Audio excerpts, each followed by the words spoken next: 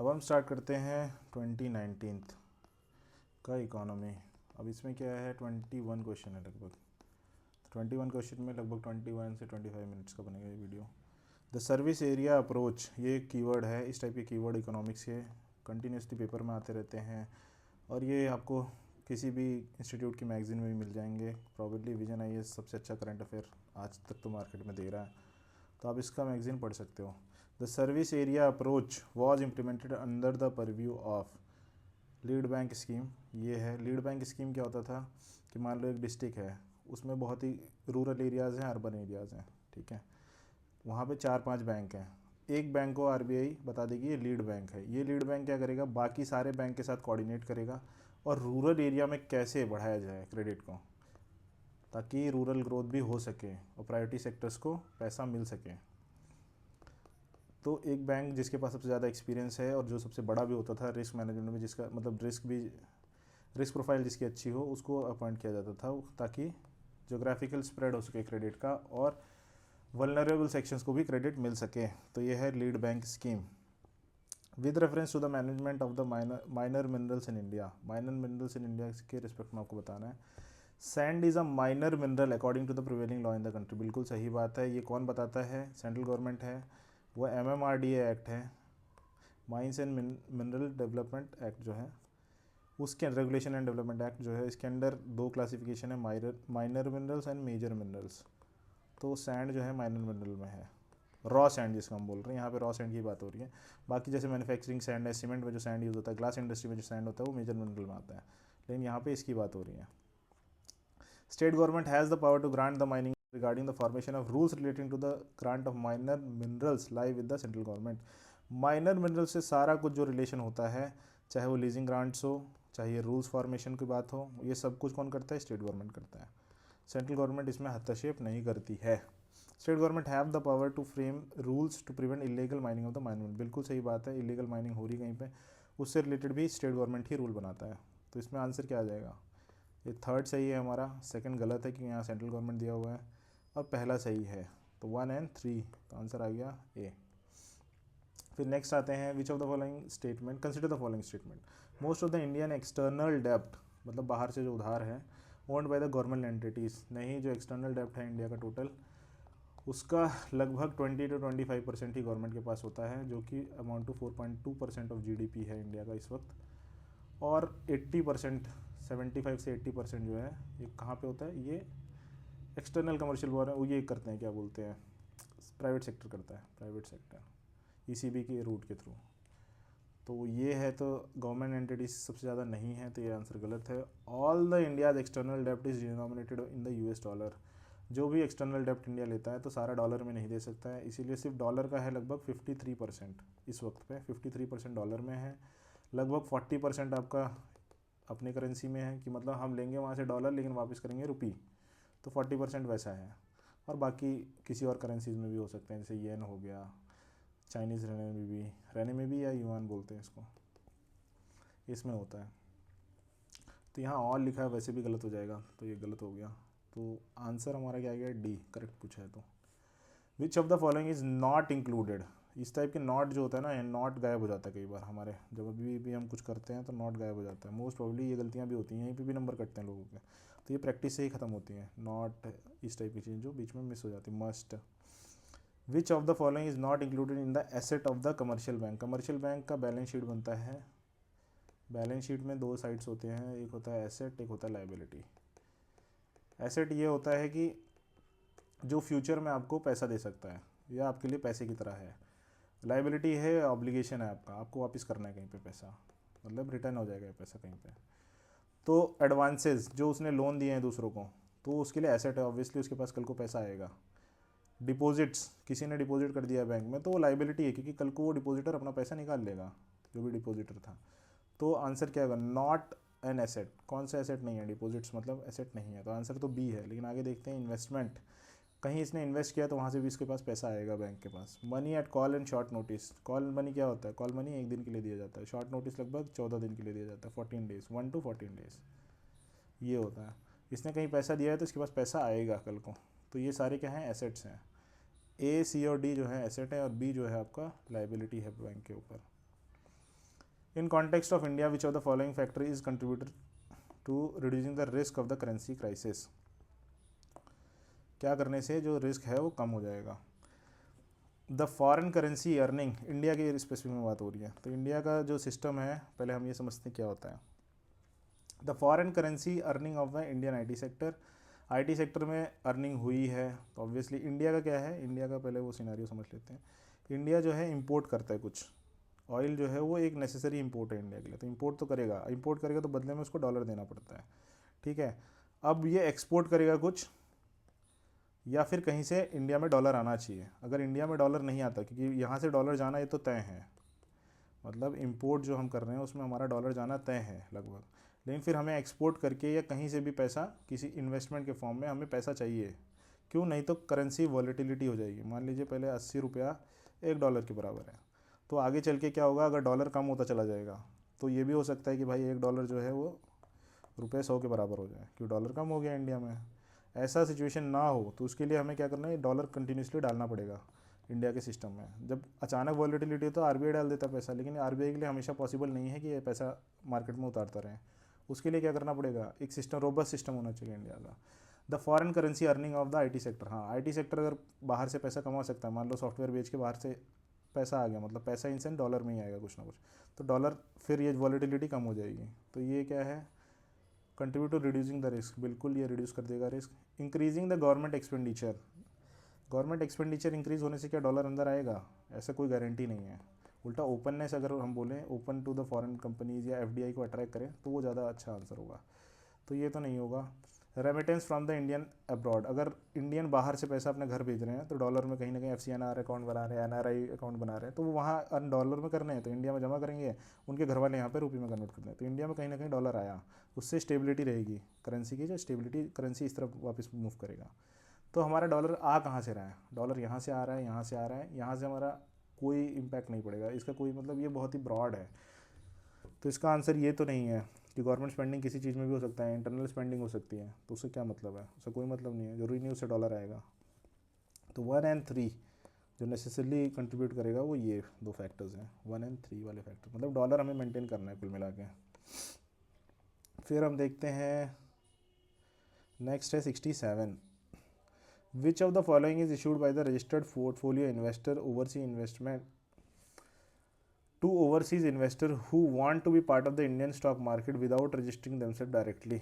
मान लो इसको बोलते क्या है, इंडिया है, इंडिया का BSE है, BSE में कोई एक कंपनी है ABC है, इसमें एक US में कोई आदमी है, एक इन्वेस्टर बैठा हुआ है, इन्वेस्टर, ठीक है, ये इंडिया है और यहाँ US है। ये इन्वेस्टर क्या चाहता है, ABC कंपनी के शेयर खरीदना चाहता है, तो वो क्या करेगा, वो डायरेक्ट, अब उसको क्या आना है, पहले इंडिया में आएगा, यहाँ रजिस्टर करेगा अपने आप को, फिर ABC के खरीद सकता है शेयर, तो वो नहीं चाहता कि वो रजिस्टर हो, तो वो क्या करेगा, कोई एक कंपनी या कोई एक इन्वेस्टर जो इंडिया में ही रजिस्टर्ड हो, इन्वेस्टर 2 बोल देते हैं इसको, इसको क्या कर देगा, पैसा दे देगा, इसको अपने नोट दे देगा, मनी दे देगा इसको, बदले में ये इसको क्या देगा, एक कागज़ का टुकड़ा देगा जिसको हम बोलते हैं P नोट, कि हाँ मैंने आपसे इस पैसा लिया है। ये इन्वेस्टर बोलेगा यार मुझे ABC का ख़रीदना है, तो ये इस पैसे को ABC में लगा देगा, किसके बिहाफ पे, इस इन्वेस्टर के बिहाफ पे, इंडियन इन्वेस्टर फॉरेन इन्वेस्टर के बिहाफ पे डाल देगा।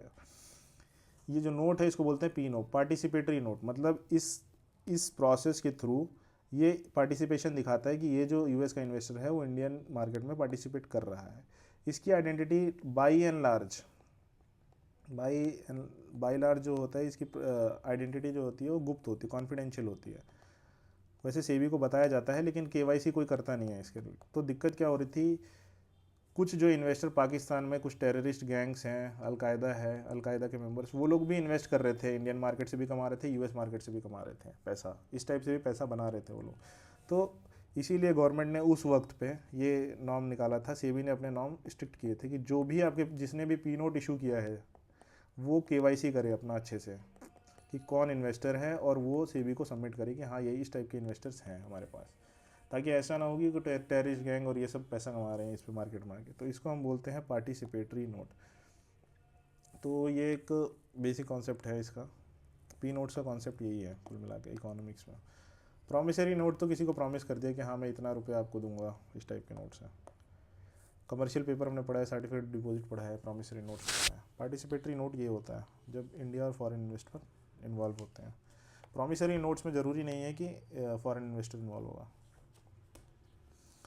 As per the CAMPA compensatory afforestation fund management and planning authority exist at both national and state level. बिल्कुल नेशनल और स्टेट लेवल दोनों पे एग्जिस्ट करता है ये। People participation is mandatory in compensatory afforestation programme carried out under the CAMPA fund. मतलब अगर मैं एक इन्वेस्टर हूँ और मैं क्या करता हूँ, जंगल काट देता हूँ, जंगल काट दिया तो कंपा फंड में मैंने कुछ पैसे डाले कि जितने का जंगल काटा मैंने नेट एसेट वैल्यू उसकी निकाल के कंपा फंड में पैसे डाल दिए। अब एफॉरेस्टेशन प्रोग्राम ये कैरी आउट कर रहा है, तो क्या पब्लिक पार्टिसिपेशन नेसेसरी है? बिल्कुल नहीं है, ऐसा कहीं कोई क्लॉज नहीं है इंडिया में। तो आंसर है 2 तो गलत है, 1 सही है, तो आंसर ये आएगा, 2 नहीं आएगा। तो आगे 68। अब आते हैं 70 with reference to 5 year plan. अब आप ये देख के ऐसे लगेगा यार याद नहीं है तो ये आंसर, ये क्वेश्चन नहीं हो सकता। बिल्कुल हो सकता है, बस थोड़ा सा दिमाग लगाने की जरूरत है। The 5th 5 year plan for the first time the financial sector was introduce integral. आपको सबसे वीक स्टेटमेंट ढूंढना है और जिसका आपको आंसर लगभग कन्फर्म हो। The 5th 5 year plan was the first time the financial sector was included as the integral part of the plan। बिल्कुल गलत है। 1990s का रिफॉर्म कब हुआ था, तभी इंक्लूड हुए थे फाइनेंशियल सेक्टर। अगर आपको ऐसे भी याद हो, नरसिम्हम कमेटी तभी बनी थी रिफॉर्म्स के रिगार्डिंग फाइनेंशियल सेक्टर के। उसके बाद भी financial sector legislative reform commission ने बहुत सारी चीज़ें उसके बाद आना चालू हुई इंडिया में। तो 5th नहीं था, वो 8th 5 ईयर प्लान था। 8 × 5 40 साल, मतलब 1950 से 40 जोड़ लो तो 1990 आ जाता है। तो इस तरह से हमें पता लग जाता है कि जो ये 5th है ये गलत हो जाएगा। 3 गलत हो गया तो ये 2 ऑप्शन एलिमिनेट हो गए। फिर सेकंड देख लेते हैं क्योंकि फर्स्ट एंड सेकंड लगभग याद रहता है। तो second 5 year plan, there was an determined thrust towards substitution of basic and capital good industries. There was a determined thrust towards substitution of basic and capital good industries. हाँ ये था, मतलब हम उस वक्त किस पे फोकस कर रहे थे, कैपिटल गुड इंडस्ट्रीज़ पे फोकस कर रहे थे इंडिया के। और बाहर से हम कोशिश कर रहे थे कम से कम हमें मशीनरी इंपोर्ट करनी पड़ी, तभी हमने सेल गेल भेल ये सारी चीज़ें लाई थी कि स्टील अथॉरिटी ऑफ इंडिया और गैस वाला जो है, ये सारी चीज़ें तब हम बना रहे थे ताकि हमारा खुद का बेस बन सके, हमारी खुद की इंडस्ट्रीज बन सकें, और बाहर से हम इंपोर्ट नहीं कर रहे थे। तो ये बिल्कुल सही है, हम सब्सटीट्यूशन की तरफ ही जा रहे थे, basic and capital good industry. तो 2 तो बिल्कुल सही है। इसको महालनोबिस प्लान भी बोलते हैं, नेहरू महालनोबिस प्लान। तो ये सेकंड 5 ईयर प्लान है। 5th हमारा गलत है, तो सेकंड तो बिल्कुल, तो सेकंड तो होगा ही होगा। फर्स्ट भी सही है तो ए हो गया इसका आंसर। सेकंड नहीं पता होते हुए भी हमें ए पता लग गया। वैसे इसमें लिखा है कि ये पॉवर्टी वाला जो इंदिरा गांधी जी ने किया था, पॉवर्टी के ऊपर एक डायरेक्ट अटैक किया था, वो कब से स्टार्ट हुआ था? वो 5th 5 ईयर प्लान से स्टार्ट हुआ था। गरीबी हटाओ का जो नारा था उसी वक्त दिया गया था, गरीबी हटाओ। तो आंसर आता है ए 1 and 2। The 4th 5 adopted the objective of correcting the earlier trends from the second 5 year plan। तो हमारा आंसर आ गया ए, 4th 5 ईयर प्लान। हाँ मतलब 4th से स्टार्ट हुआ था। 4 5 जा 20 मतलब 50 + 2 हाँ 70 के आसपास स्टार्ट हुआ था ना। तो बिल्कुल ये 5th नहीं 4th है। 4th से गरीबी हटाओ उसका नारा आया था।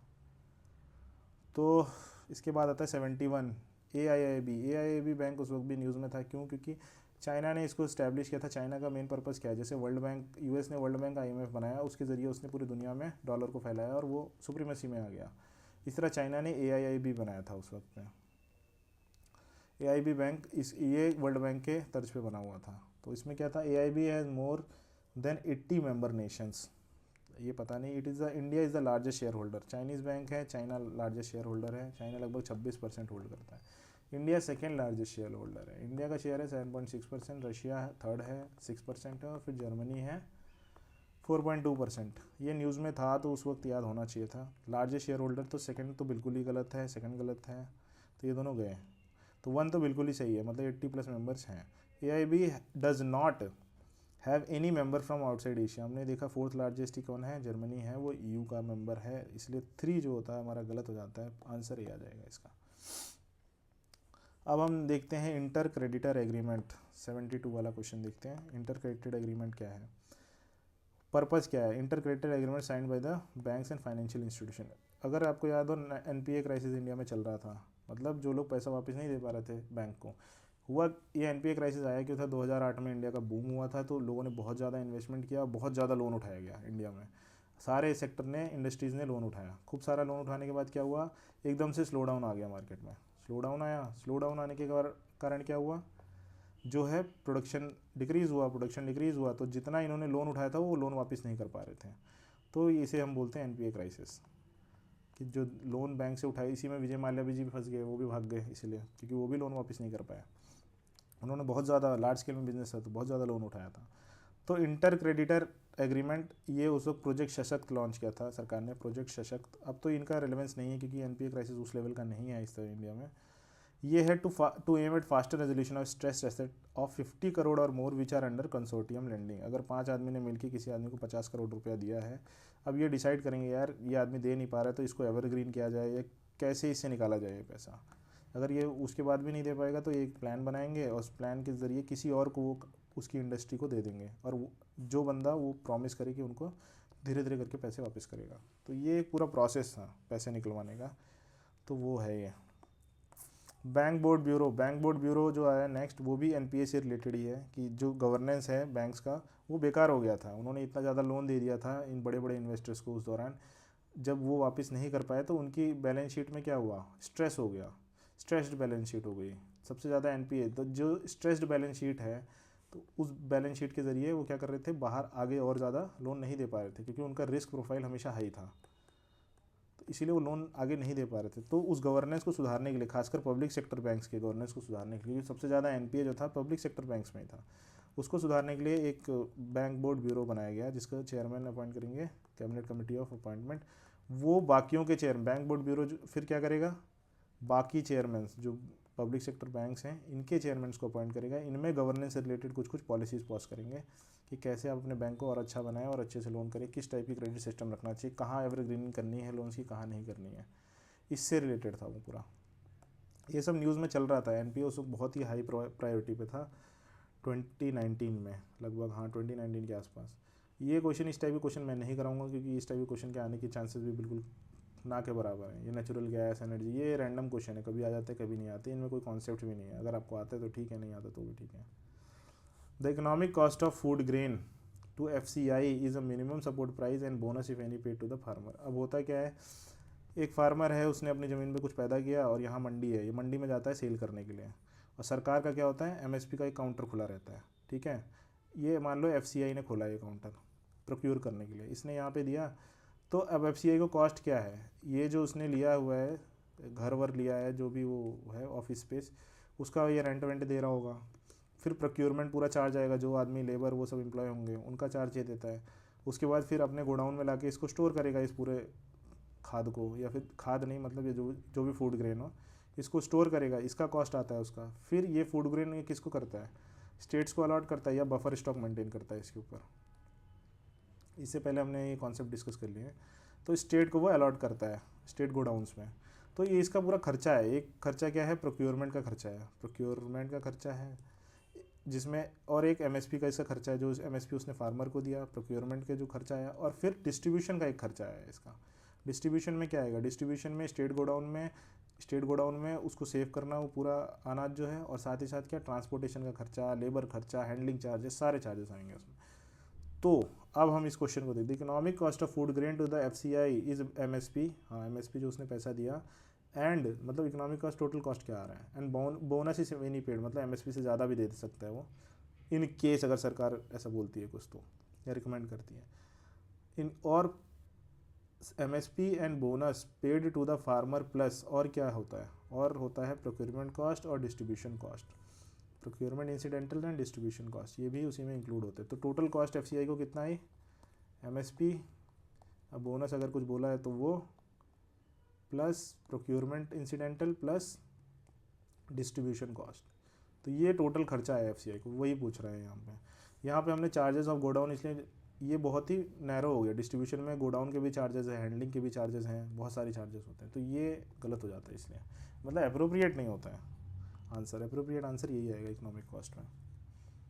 80th आता है, in the context of any country which one of the following would be consider the part of social capital. Social capital का मतलब होता है सोशल ट्रस्ट, सिंपल ये, सोसाइटी में हर आदमी के अंदर ट्रस्ट हो, ट्रस्ट होने से क्या होता है, इकोनॉमिक इन्वायरमेंट अच्छा रहता है। क्यों? क्योंकि दंगे वंगे नहीं होते हैं। जैसे इंटरफेथ जो दंगे नहीं होंगे तो क्या होगा, इकोनॉमिक कंडीशन अच्छी रहेगी, तो इंडस्ट्रीज ऑपरेट कर पाएंगे, नहीं तो लोग दुकान वुकान जलाएंगे, ये सब करेंगे। तो ये एक आर्टिकल उस समय आया था कि इंडिया में सोशल ट्रस्ट बहुत तेज़ी से डाउन हो रहा है जब से बीजेपी गवर्नमेंट आई, तो उससे रिलेटेड ये शायद आया हुआ है। तो ये हो जाएगा the level of mutual trust and harmony in the society, social capital उसको बोलते हैं। With consider the following statement: purchasing power parity exchange rate are calculated by comparing the prices of the same basket of goods and services in different country। बिल्कुल सही है। अब ये क्या कह रहा है, परचेजिंग पावर पैरिटी होता क्या है? ये से एक बास्केट है जिसमें 1 लीटर दूध है, ठीक है, 1 लीटर मिल्क है, ठीक है। इसका दाम इंडिया में क्या होगा, यूएसए में क्या होगा, उसके बेसिस पे हम क्या निकालेंगे, इन दोनों करेंसीज का रिलेशन निकालेंगे। अब मान लो इंडिया में एक लीटर का दाम आता है 30 रुपया, यूएस में $1 है, ठीक है। तो परचेजिंग पावर पैरिटी क्या आ जाएगी, ट्रिपल पी बेसिस पे 30 रुपया इजिकल टू $1। हालांकि नॉमिनल रेट में, एक्सचेंज रेट मार्केट में अभी भी जो 80 रुपया है वो $1 के बराबर है, लेकिन सामान के सप्लाई के हिसाब से, गुड्स के सप्लाई के हिसाब से हम अगर ये एक्सचेंज रेट निकालते हैं तो वो ट्रिपल पी कहलाता है। एक गुड्स क्या, एक पर्टिकुलर बास्केट ऑफ करेंसी वो रख देते हैं हम गुड्स, उसके हिसाब से अगर हम एक्सचेंज रेट निकालते हैं तो उसको ट्रिपल पी कहते हैं। परचेजिंग पावर पैरिटी, कितना परचेजिंग पावर है उस देश में, उसके हिसाब से निकल रहा है, ठीक है। In terms of triple P dollar, India is the 6th largest economy. अगर हम देखें ट्रिपल पी के हिसाब से, इंडिया की रैंकिंग है 3rd, उससे ऊपर है यूएसए, फिर चाइना, फिर इंडिया। और यही चीज़ नॉमिनल एक्सचेंज रेट के जो मार्केट रेट है इसके हिसाब से देखें तो इंडिया है 5th लार्जेस्ट जीडीपी, ठीक है, एट प्रेजेंट। तो इंडिया जो 6th लार्जेस्ट इकॉनमी तो गलत है, मतलब इंडिया में जो सप्लाई ऑफ गुड्स फिर भी ठीक ठाक है, इससे हमें ये पता लगता है। ये गलत है, पहला सही है, तो ये हो गया इसका आंसर। अब आते हैं with cultivation of kharif crops. ये कर लेना अपने आप ही, खरीफ और रबी वाला क्रॉप।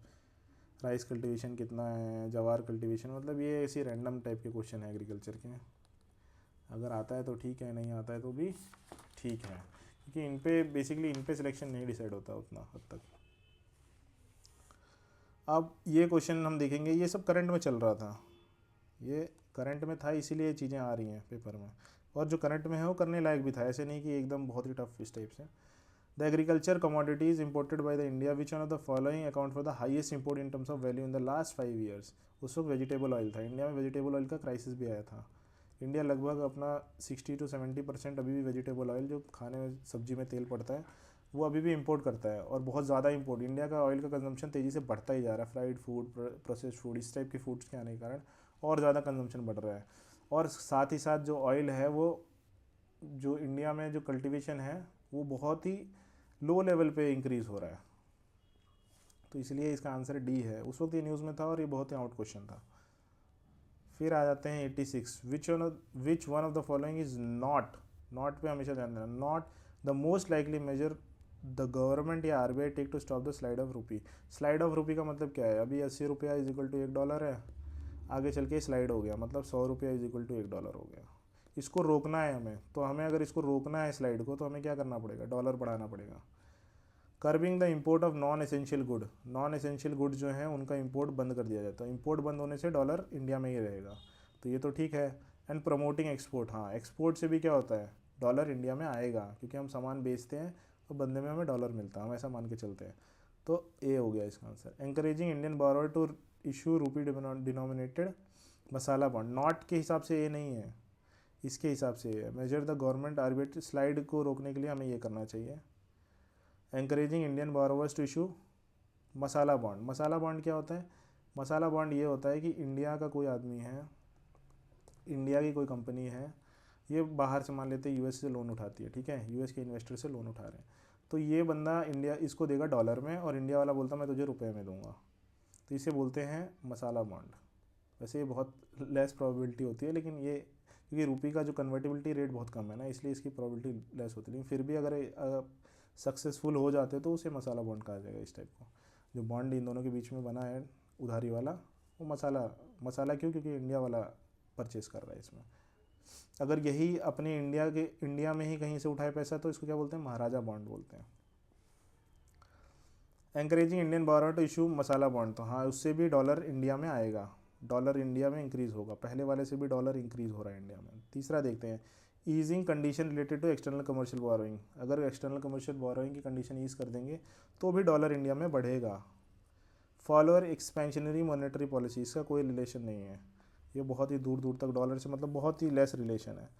तो डॉलर ये बोल रहा है which of the following step is not most likely measure the government of RBI take to stop the slide of Indian rupee, क्या नहीं लेगा इनमें से, तो ये डी नहीं लेगा क्योंकि डी बहुत ही रिमोटली है, ना के बराबर, कोई कनेक्शन नहीं है इसका डॉलर से मोस्ट प्रॉब्ली, मतलब एक यूजुअल कंडीशन में। तो इसका आंसर डी आ जाता है क्योंकि तीनों से डॉलर तो बढ़ेंगे और डॉलर बढ़ने से स्लाइड ऑफ रुपी जो है वो स्टेबलाइज होगा, तो इसलिए डी है इसका आंसर। फिर हम देखते हैं 87 में 87 के लिए क्या करना है, the Reserve Bank of India recent directive related to, recent directive है मतलब वो भी करंट में था उस वक्त जब डाटा लोकलाइजेशन इससे रिलेटेड बातें हो रही थी, तो उस वक्त चल रहा था ये न्यूज़ में। The Reserve Bank of India recent directive relating to the storage of payment system of data properly known as data dictate command the payment system provider that they shall ensure that the entire data relating to payment system, जो कि एक critical data है, operated by them are stored in India only, बिल्कुल सही बात है, ऐसा उस वक्त उन्होंने पास किया था। They shall ensure that the system are owned and operated by public sector enterprise, ऐसा ज़रूरी नहीं कोई कंपनी है वो अपने में भी डाटा अपने अंदर ही रखेगी, लेकिन ठीक है, तो पब्लिक सेक्टर एंटरप्राइज नहीं, सभी के लिए था वो।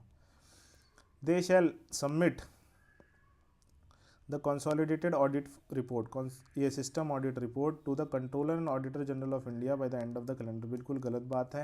ये system audit report CERT In के कुछ ऑडिटर होते हैं, उसके इम्पैनल्ड, उससे आपने सर्टिफिकेशन लिया, आपका ऑडिटर उससे सर्टिफाइड होना चाहिए, वो प्रिपेयर करेगा कि सिस्टम डाटा ये इतना ट्रांजेक्शन हमारे पास हुए इन लोगों के, ऐसे ट्रांजेक्शन, और ये जो भी रिपोर्ट होगी ये टोटल आरबीआई को सबमिट होगी, कैग को सबमिट नहीं होगी ये ऑडिट रिपोर्ट। तो 3 गलत हो जाएगा, आंसर आ गया A. Recently India signed a deal known as action plan for privatisation और implementation of cooperation area in the nuclear field with which of the following countries, ये जिस भी कंट्री के साथ था, वैसे ये था रशिया के साथ, लेकिन इसका कोई रिलेशन नहीं है आज के समय में। फिर आ जाते हैं the money multiplier in economy increases with which of the following, किसके साथ जो है मनी मल्टीप्लायर इंक्रीज हो, क्या करने से मनी मल्टीप्लायर इंक्रीज होता है।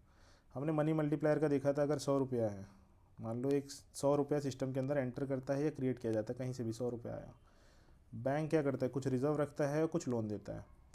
मान लो रिजर्व रखता है 10% और लोन देता है बाकी 10%, रिजर्व करता है और बाकी सब लोन देगा, तो होगा क्या यार, इसको सफाई से,